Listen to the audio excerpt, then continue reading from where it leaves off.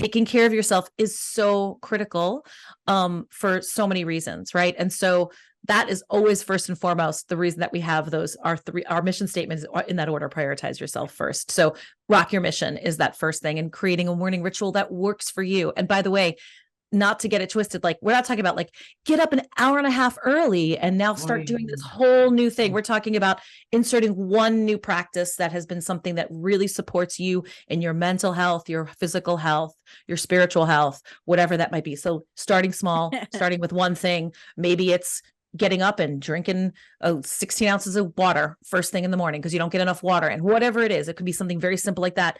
I've talked to Allegra countless times about my stretching journey. Like I'm trying to get more stretching in. And guess what? I started with my stretching with 1 minute. It doesn't sound like a lot, but that's 1 minute more than I had been doing daily. Right. And now I've expanded to 2 minutes. Thank you very much.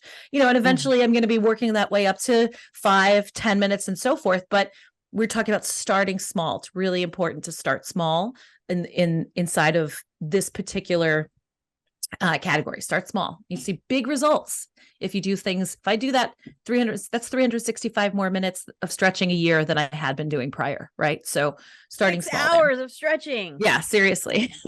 No, I think that's the biggest mistake that people are doing. It's always like when they say, let's take your example. I will start stretching. They think about stretching like for hours and hours, like for 30 minutes, for 40.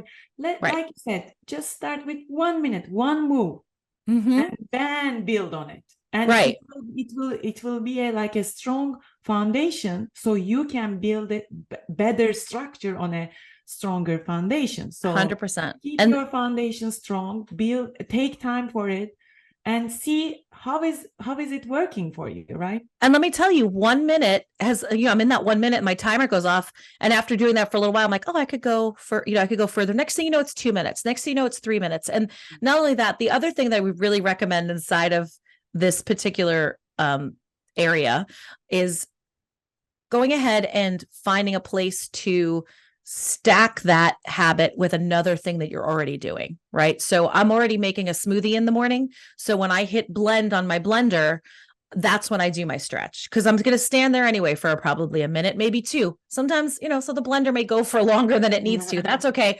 But I'm going to be doing that anyway. So that so for me personally, like I'm going to make my smoothie every morning with my green powder and all this kind of stuff.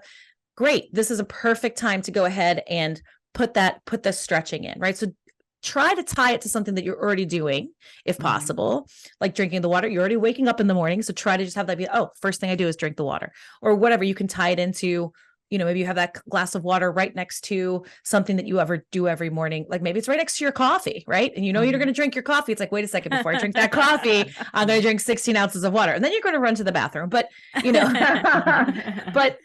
to try and put that with something that you're already doing, the likelihood of you consistently doing it increases that much more. Like Allegra said earlier, the brain science backs this up.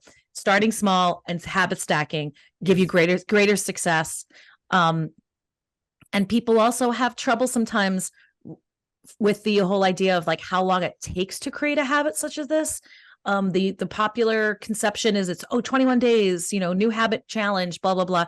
And 21 days, the research does not back up 21 days. It takes about 63 to create a new habit.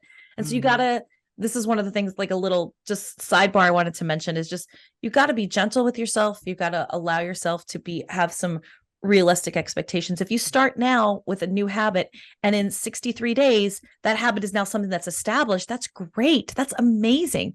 That in theory, then you could start 4 to 5 new habits a year, which doesn't sound like a lot. And we have, just New Year's has just passed and everybody's got their New Year's resolutions that they're, stacking in there, and they want to do 5, 6, 7 new things.